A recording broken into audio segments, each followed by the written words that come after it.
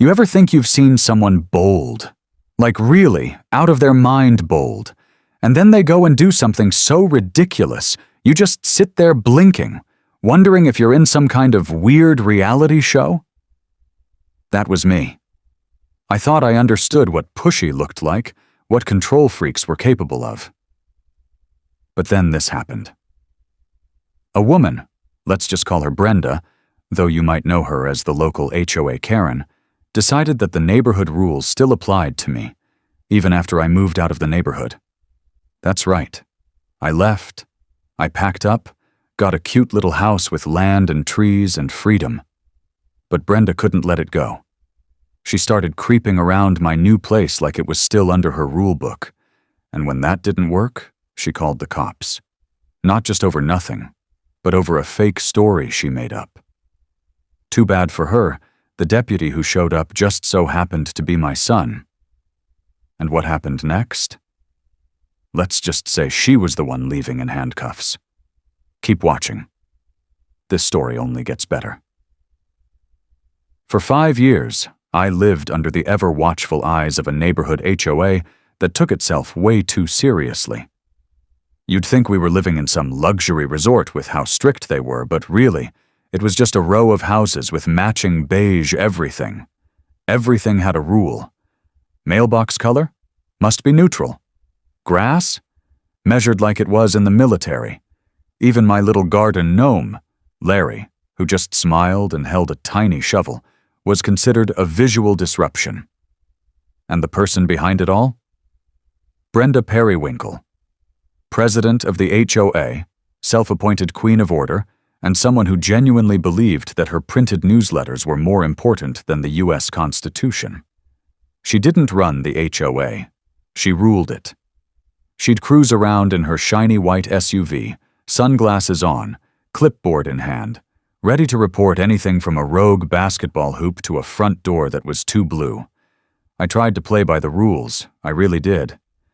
But after enough friendly warnings and side eyes about my porch mat, I'd had it. I wanted peace. Real peace.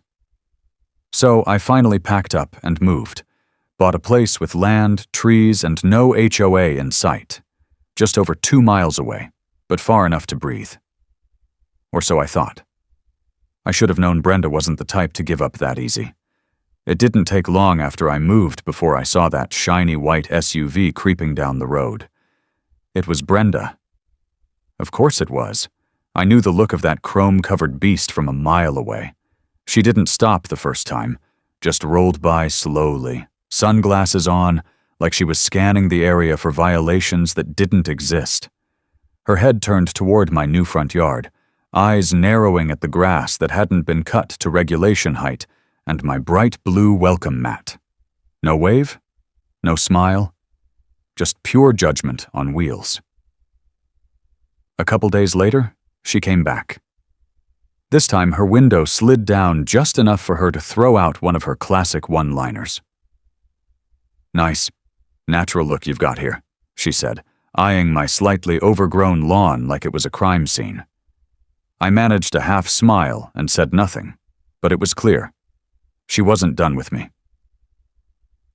That afternoon, I found a flyer tucked under my mailbox, some ad for a lawn service, but inside it was a neatly folded note printed on HOA letterhead.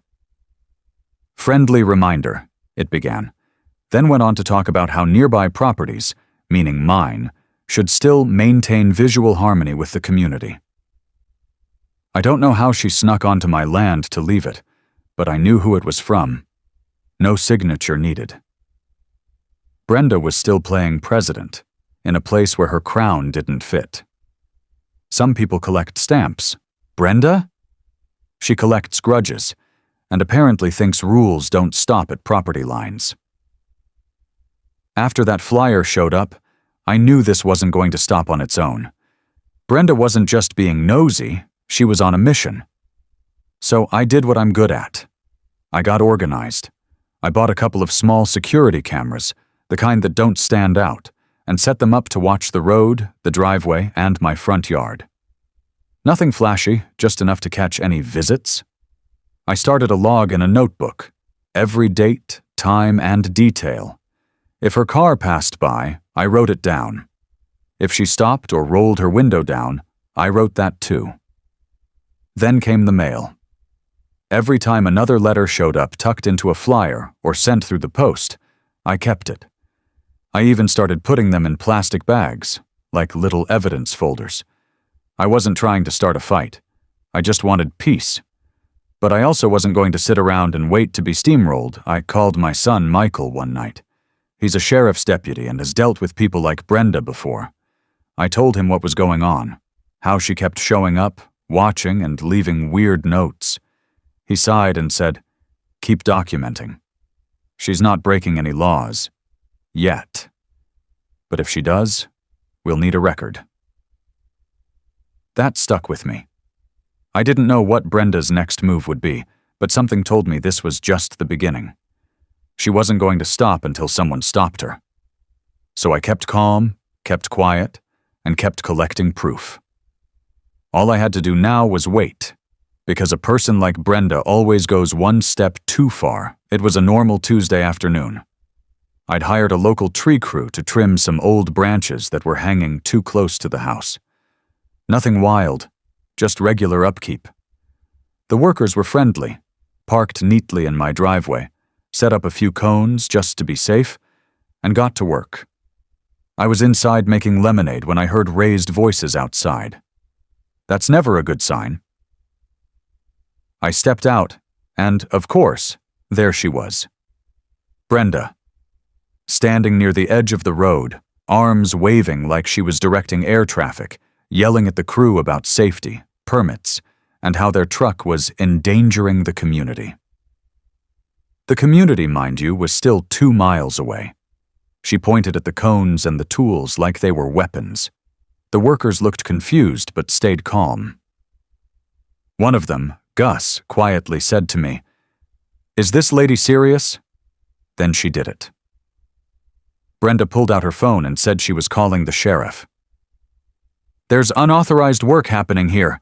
They're blocking the public road." I almost laughed because her car, big, shiny, and parked sideways, was the only thing actually blocking traffic. I pulled out my phone too and sent a quick text to Michael. "She's here. Just called the sheriff on the tree guys. Lying through her teeth. Just FYI. He answered fast. "Got it. Keep your cool." 15 minutes later, 2 deputies pulled up. And right behind them, my son, in uniform. Brenda's face lit up when she saw him. She thought she had backup. She actually smiled and called out to him, like they were on the same team. But Michael didn't smile back. He went straight to the other deputies and listened to what they'd seen. They looked over the scene. Gus's truck was completely on my property. The cones were set up.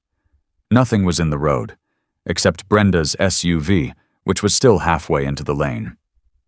One deputy quietly asked her to move it. That's when she started to realize this wasn't going her way. The facts were simple, and this time, Brenda couldn't twist them. She had made a false report, and done it right in front of a deputy sheriff who just happened to be my son. Brenda stood there with her arms crossed, clearly waiting for the deputies to scold me or shut down the tree work. Instead, they turned to her. One of them calmly said, "Ma'am, your vehicle is the only thing that was blocking the road." She blinked like she didn't hear him. Then Michael stepped forward, completely professional. "Miss Periwinkle, the report you made to dispatch was false. You said there were commercial trucks blocking public access, but everything is on private land. That's a serious issue." You could see the panic rising in her face. Her confident smirk started to crack. I was just trying to protect the community," she stammered. "I'm the president of prestigious Pines HOA." Like that title meant she could make up laws wherever she went. Michael didn't flinch. "That has nothing to do with this road, this property, or this report. You gave false information to law enforcement. That's a crime." Then the other deputy stepped in. "Miss Periwinkle, You're being placed under arrest for filing a false police report." And just like that, it was over. Brenda's mouth fell open. "You can't arrest me. Do you know who I am?" she yelled as the handcuffs came out. "This is ridiculous. I'll sue. I'll report all of you." Nobody said anything. The cuffs clicked into place. Brenda's voice kept rising, but no one moved to stop what was happening. Her power didn't matter anymore. Her threats didn't work here. For the first time, Brenda Periwinkle had to face the same rules as the rest of us. Watching her get led to the patrol car, sputtering and stunned, was something I honestly never expected. But I'll admit, it felt pretty good to see. After Brenda's arrest, everything shifted. She was fined, of course, and had to do community service. Ironic, considering how hard she fought to control one. Not long after, word spread that she'd stepped down as HOA president. Something about focusing on personal matters, though I'm guessing it had more to do with her losing her grip on everyone. The HOA started changing too. Some of the strict rules disappeared. People were finally planting what they wanted, kids started playing in their front yards again, and rumor has it someone even put up a flamingo. And it stayed. As for me, life settled into exactly what I'd hoped for when I moved. Quiet mornings, a garden full of tomatoes, my dog laying on the porch without anyone measuring my grass. My son still checks in, and we never really talk much about that day. Just a shared glance now and then that says, "We handled it." Looking back, I'm glad I didn't argue, yell, or fight her the way she wanted. Sometimes you don't need to match someone's chaos. A notebook, a camera, and staying calm can be all it takes. That, and knowing the law's on your side. Ever had a nightmare HOA, or a neighbor who just couldn't let go? Drop it in the comments. I'd love to hear how you handled it. And if you enjoyed this story, hit that like and subscribe button. More real-life drama and sweet justice is just around the corner.